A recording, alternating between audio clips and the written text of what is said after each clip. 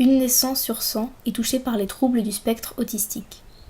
150 000 personnes sont atteintes en France. 80% des enfants atteints d'autisme en France ne sont pas scolarisés. Quand j'étais petite, j'avais beaucoup de mal avec les autres enfants et ça a vite inquiété mes parents. J'ai donc été diagnostiquée comme étant autiste vers l'âge de 8 ans. Ma famille a eu du mal à comprendre.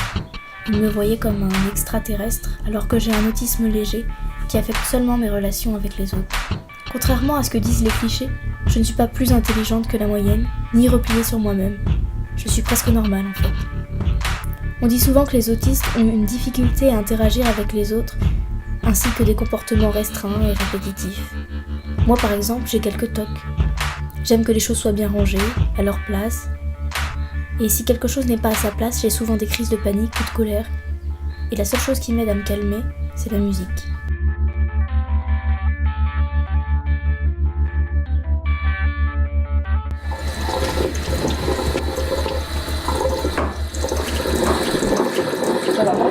Mais pourquoi t'as touché à mes affaires? Tu sais bien que j'aime pas ça.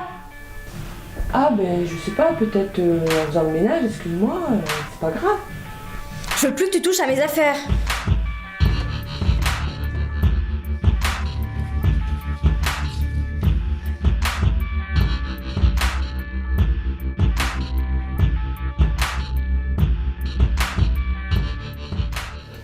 Alors si je devais définir l'autisme, je dirais que c'est un trouble neurodéveloppemental précoce qui dure toute la vie, qui se caractérise principalement par un trouble de la communication. En principe, ils ont du mal à s'exprimer, du mal à rentrer en contact avec les autres. On note aussi souvent des stéréotypies. Les stéréotypies, c'est des mouvements répétés comme ça par exemple qui répondent à une angoisse. Donc pour eux, c'est très apaisant quand il y a de l'angoisse. Mais c'est vrai que pour une personne qui n'a pas d'autisme, ça peut être très bizarre. Je joue du piano depuis que je suis toute petite, bien avant d'avoir été diagnostiquée. Mes parents avaient trouvé ce moyen pour me calmer. Depuis, j'ai d'autres solutions comme écouter de la musique. J'aime particulièrement les Pink Floyd.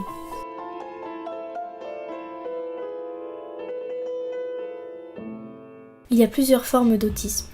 Certains sont incapables de communiquer, mais d'autres sont capables d'aller à l'école normalement, comme moi. Mes parents ont eu beaucoup de mal à m'inscrire dans une école. Un jour, je les ai même entendus dire à ma grand-mère que j'étais scolarisée dans une école normale parce qu'il n'y avait pas assez de structures adaptées en France, même pour les gens comme moi. Bon ben voilà, on a quand même une nouvelle qui est pas terrible. Aujourd'hui, on sort de chez le médecin et en fait, Louise est atteinte d'autisme.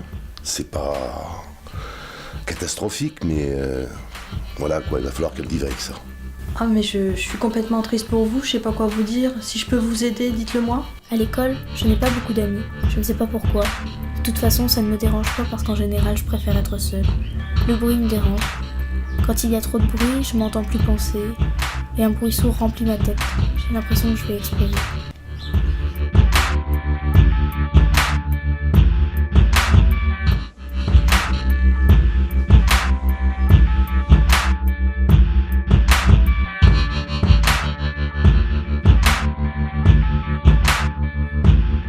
C'est au-delà du regard, ils n'ont pas une vraie place. C'est-à-dire que ces gens-là, ils pourraient avoir une vraie place dans la société. Et au jour d'aujourd'hui, ils ont une place à part, alors qu'on est tous ensemble. Les enfants différents ont tous du mal à être acceptés par les autres. Il n'y a pas que l'autisme, simplement tout ce qui fait qu'on n'est pas pareil qu'eux. Être normal ne veut pas dire grand-chose, mais pourtant c'est très important pour les autres. Je pense que la prise en charge des personnes handicapées en France a encore de gros progrès à faire. On a beaucoup de retard, principalement quand je pense à la Belgique, au Canada. Il y a plein de choses géniales qui sont faites. Et en France, on est toujours beaucoup à mettre les gens dans des structures fermées, à avoir recours aux médicaments. Par rapport à l'autisme, principalement, je sais que la psychanalyse fait toujours débat. En France, c'est toujours quelque chose qui est préconisé, alors que c'est prouvé depuis des années que ça sert à rien. Et on a beaucoup de progrès à faire. Maman n'aime pas le mot handicap, parce qu'elle me répète souvent de ne pas me mettre dans une case. Elle préfère parler de différence, elle dit que je suis unique. Dans tous les cas, même si moi je me range pas dans une case, les autres, eux, le font presque systématiquement. Alors, je me souviens d'une petite fille qui était dans une école dans laquelle j'intervenais, qui avait beaucoup de troubles du comportement et c'était très compliqué pour sa psychologue de la gérer et pour le personnel soignant qui agissait autour d'elle. Et à un moment, ils en ont eu marre d'elle et marre de mettre des choses en place, ils savaient plus quoi faire et du coup leur solution ça a été de stopper tout soin, d'attendre qu'elle fasse une crise, qu'elle soit violente avec elle-même ou avec les autres et du coup de l'hospitaliser de force en appelant le SAMU. Enfin, à mes yeux c'est de l'abandon et je peux pas appeler ça du soin.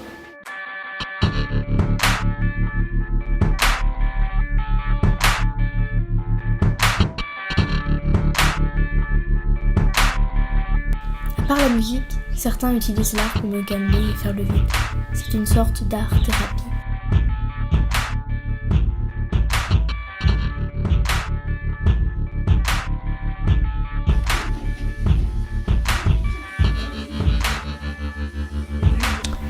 Eh ben, j'ai envie de dire au départ du plaisir.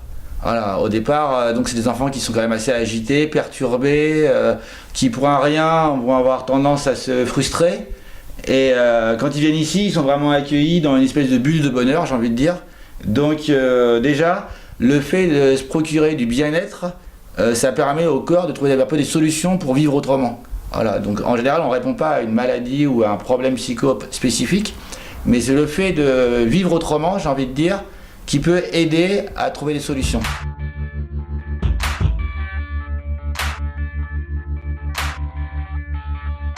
Donc Clémence présente divers handicaps, notamment des handicaps au niveau donc, de la motricité, de la vue, handicap moteur, déficience intellectuelle aussi.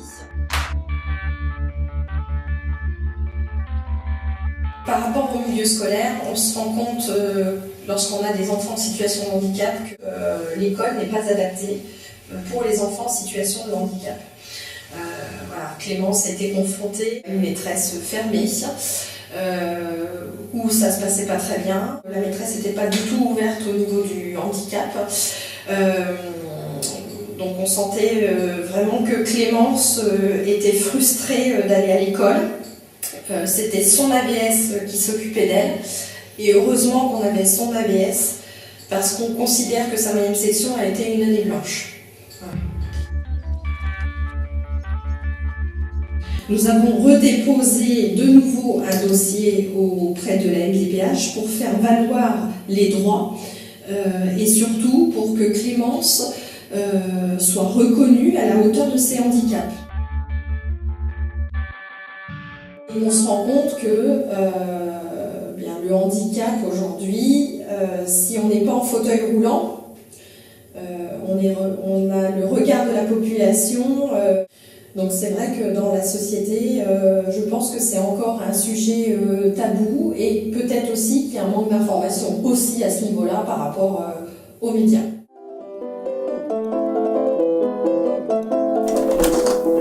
Bonjour. Ah, coucou ma chérie.